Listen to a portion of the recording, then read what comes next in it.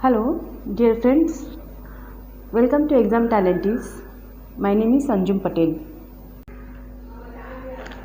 इसमें मैं आपको कीवर्ड देती हूँ यूनिटी ऑफ कमांड का दोसा। दोसा मीन्स क्या होता है? दोसा अभी हम देखते हैं।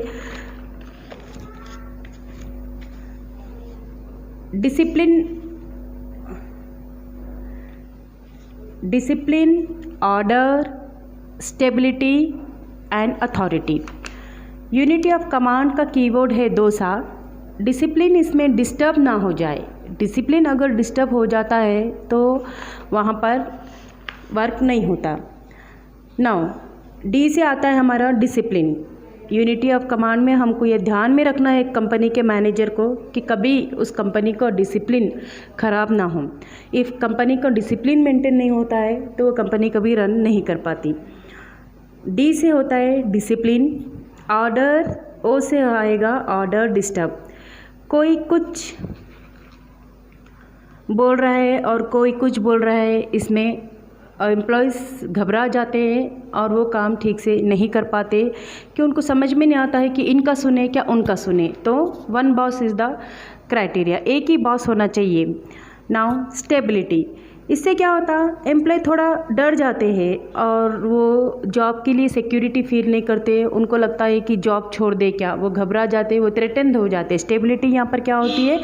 थ्रेटेंड होती है, यानी वो एम्प्लॉय डर जाता है कि वो जॉब छोड़ने के लिए मजबूर हो जाता है। उसको काम नहीं समझते तो वो एक लाइन ऑफ एक्शन में काम नहीं कर पाता। एंड ए से आता है authority undermine. Authority undermine means employ में रिस्पेक्ट ख़त्म हो जाती है अपने बॉस के लिए। So one superior, one boss is very necessary for every organisation to maintain the profitability organisation. एक प्रॉफिटेबिलिटी ऑर्गेनाइजेशन बनाने के लिए आपको एक ही बॉस सुपरवाइज करना ज़रूरी होता है। ना हमारा फिफ्थ प्रिंसिपल है unity of direction. Unity of direction में यूनिटी मीन्स एकता एंड डायरेक्शन मीन्स दिशा। सो यहाँ पर हमारा वन हेड वन प्लान होना चाहिए। हमारा यहाँ कीवर्ड है इसमें वन हेड वन प्लान। हर एक ग्रुप ऑफ एक्टिविटी को हम सेम, सपोज मार्केटिंग का भी बंदा काम कर रहा है कंपनी में, फाइनेंस का भी कर रहा है, लीगल का भी कर रहा है, आईटी टीम भी कर रही है और बहुत सारे लोग काम कर रहे हैं। लेकिन उनका गोल क्या होना चाहिए? एक ही होना चाहिए। उनका गोल क्या होना चाहिए कि कंपनी को किस तरह से अपना काम दे और कंपनी को किस तरह से प्रॉफिट में लाए। उनका गोल वन होना चाहिए, सेम ऑब्जेक्टिव रहना चाहिए। तब सेम ऑब्जेक्टिव होगा तो ये यूनिटी ऑफ डायरेक्शन, ये प्रिंसिपल फॉलो होगा। काम में ओवरलैपिंग नहीं होना चाहिए। जैसे कि बोल रहे हैं कि सभी लोग काम कर रहे हैं बट अपना काम छोड़कर एक दूसरे के काम के बारे में ध्यान दे रहे हैं कि इसने कितना किया, उसने कितना किया। ये नहीं होना चाहिए कि no overlapping of work should be done in this. अगर ओवरलैपिंग ऑफ वर्क होता है तो ऑर्गेनाइजेशन पर इफ़ेक्ट पड़ता है, उसका बिज़नेस पर इफ़ेक्ट पड़ता है, उसका बिज़नेस रन नहीं कर पाएगा, कंपनी ठीक से रन नहीं कर पाएगी। तो जो भी कर रहे हैं वन हेड वन प्लान, सभी लोग कर रहे हैं किसके हित में कर रहे हैं, किसका भला सोच कर रहे हैं कि उनको कंपनी का भला सोच कर करना है। उनको ये सोचना है कि अगर कंपनी प्रॉफिट में होगी तो हमारे सैलरीज, हमारे रिन्यूमरेशंस, हमारे सभी बोनसेस, हमारा सब कुछ बढ़ेगा, हमारा फाइनेंशियल कंडीशन बढ़ेगा। ये सोचकर कंपनी को ये सोचकर एम्प्लॉयज़ को काम करना है, one head one plan follow करना है। नाउ हमारा सिक्स्थ प्रिंसिपल है सबऑर्डिनेशन ऑफ इंडिविजुअल इंटरेस्ट। अब यहाँ पर subordination of individual interest to general interest. यहाँ पर मैनेजमेंट को कंपनी के, फर्म के गोल्स के बारे में ही सोचना है। यहाँ पर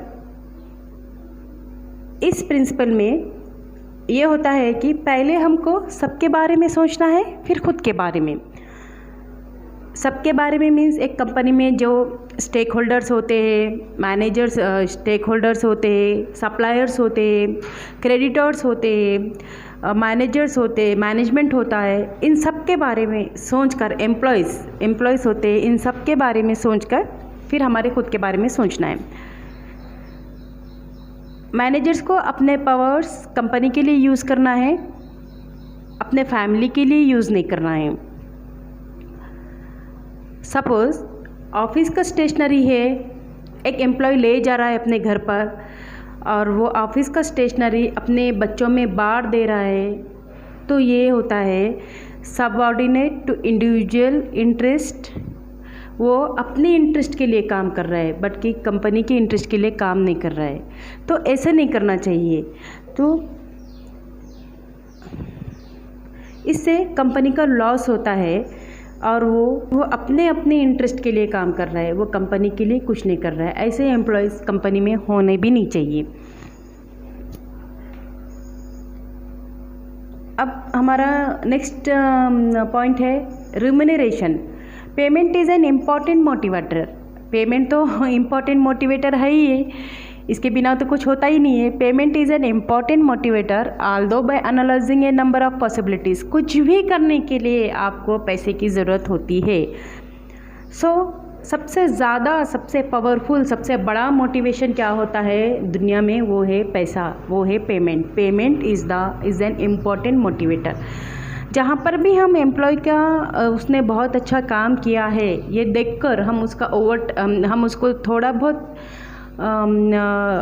एक्स्ट्रा इनकम दे देते, एक्स्ट्रा पे दे देते, वो खुशी से मोटिवेट होता है और काम करने की उसमें इच्छा होने लगती है।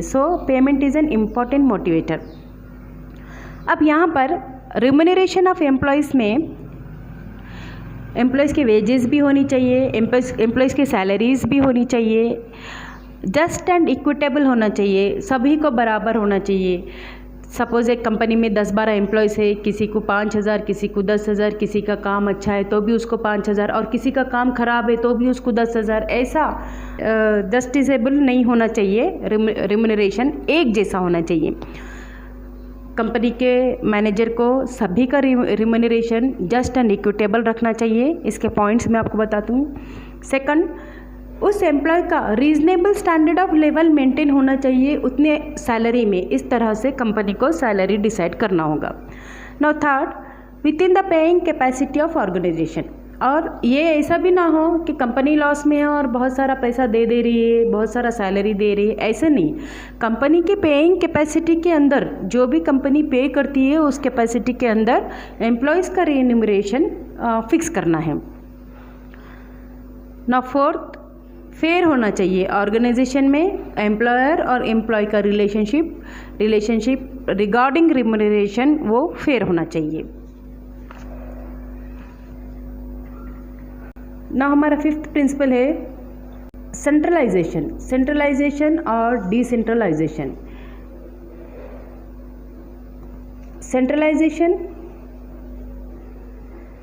सेंट्रलाइजेशन मीन्स जहाँ पर सारे पावर्स टॉप मैनेजमेंट के पास ही होते हैं, और डिसेंट्रलाइजेशन का मतलब है जहाँ पर पावर्स सभी के पास होते हैं।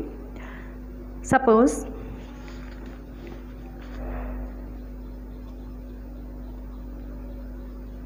डिसेंट्रलाइजेशन का मैं एग्जांपल बताती हूँ। पंचायत, म्यूनसिपल कॉरपोरेशंस, यहाँ पर सभी के पास अपने अपने पावर्स होते हैं, बट सेंट्रलाइजेशन में ऐसा नहीं होता है। सेंट्रलाइजेशन में एक ही पर्सन के पास पावर्स होते हैं। नाउ हमारा नेक्स्ट प्रिंसिपल है scalar chain, line of authority जिसे कहते हैं। Scalar chain, formal line of authority and communication इसमें मेंटेन होना चाहिए। ए है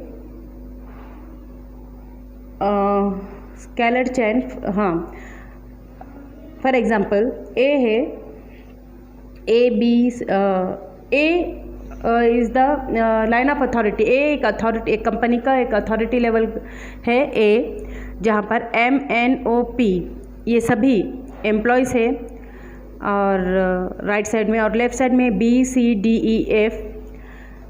अब सपोज़ ए को पी को अगर ए से बात करना है तो वो PONMA, इस तरह से वो परमिशन लेता लेता ऊपर जाना चाहिए।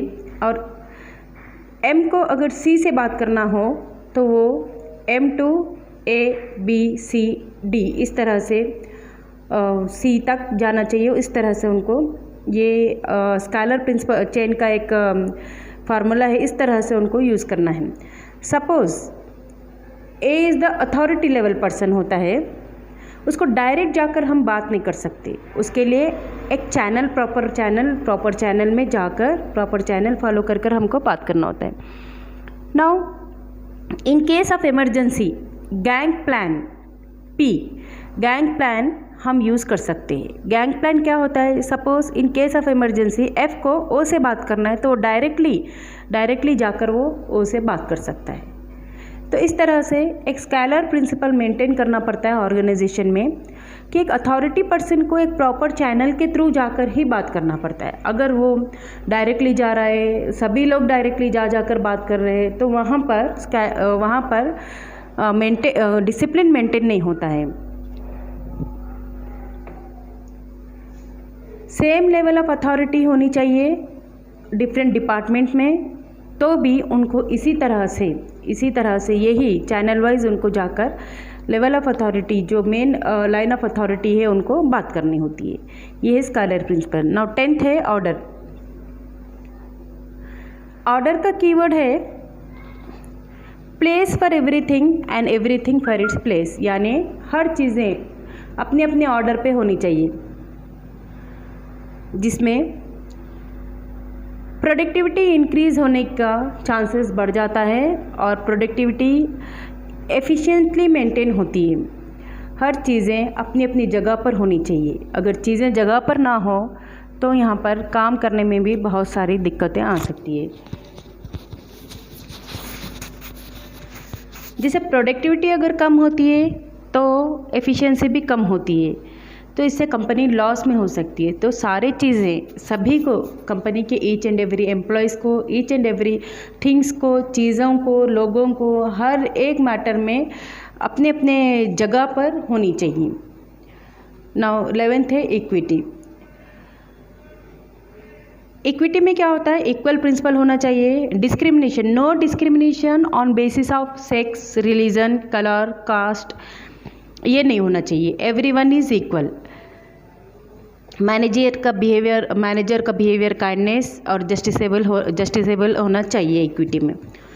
नाउ 12th प्रिंसिपल है हमारा stability of tenure of personal.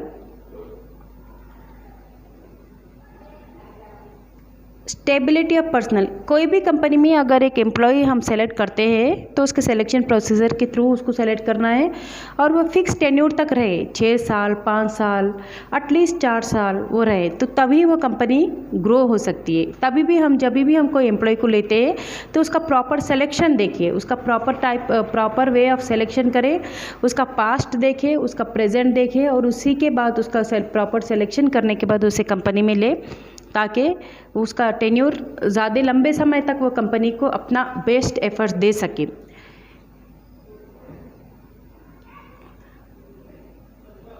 और एम्प्लॉयज़ में ये डर नहीं होना चाहिए कि हम कंपनी का मैनेजर उन्हें जॉब से कभी भी निकाल देगा।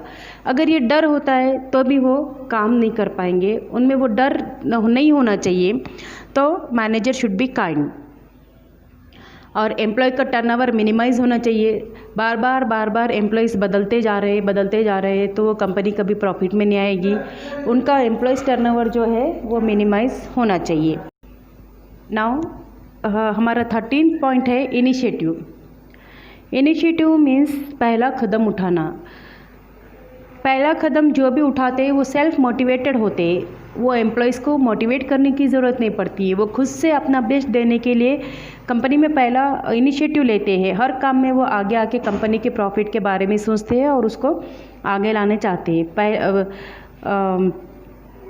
Workers should be encourage, company के वर्कर को हमेशा मैनेजर को एनकरेज रखना चाहिए to develop and carry out plans for improvement, कि कंपनी के डेवलपमेंट के लिए और जो भी नए नए प्लान्स है वो इम्प्रूवमेंट के लिए जो प्लान्स लगेंगे वो उन चीज़ों के लिए वो अच्छे से काम कर सके। इसलिए कंपनी के मैनेजर को हमेशा अपने एम्प्लॉयज़ को मोटिवेटेड रखना है और उन्हें रिवार्ड देते रहना है बार बार। नाउ हमारा 14th पॉइंट है team spirit. Spirit D corps means punishment ज़्यादा यूज़ करेंगे तो एम्प्लॉयज़ छोड़कर चले जाएगा। पनिशमेंट ज़्यादा भी यूज़ नहीं करना है, पनिशमेंट कम यूज़ करना है। मैनेजर में और वर्कर में कोऑपरेशन होनी चाहिए, एक दूसरे में म्यूचुअल ट्रस्ट होनी चाहिए, सेंस ऑफ बिलोंगिनेस होनी चाहिए मैनेजर और वर्कर में, और एक दूसरे में हार्मनी होनी चाहिए। और ताकि कंपनी के सारे एक्टिविटीज़ को स्मूथली रन करने के लिए ये सब चीज़ें होना ज़रूरी होता है। नाउ इसी के साथ हमारा ये वीडियो ख़त्म होता है। वीडियो अच्छा लगा तो लाइक कीजिए, बहुत अच्छा लगा तो सब्सक्राइब कीजिए और सब्सक्राइब और शेयर कीजिए। इसी तरह मैं आपको और क्वेश्चन आंसर्स के साथ, पास्ट ईयर क्वेश्चन पेपर्स के सारे वीडियोस, कीवर्ड्स के साथ, एग्जांपल्स के साथ मैं आपके लिए लाते रहूँगी और इनको याद दिलवाने में मैं आपका सारा हेल्प करूँगी। Thank you and best of luck for upcoming examinations.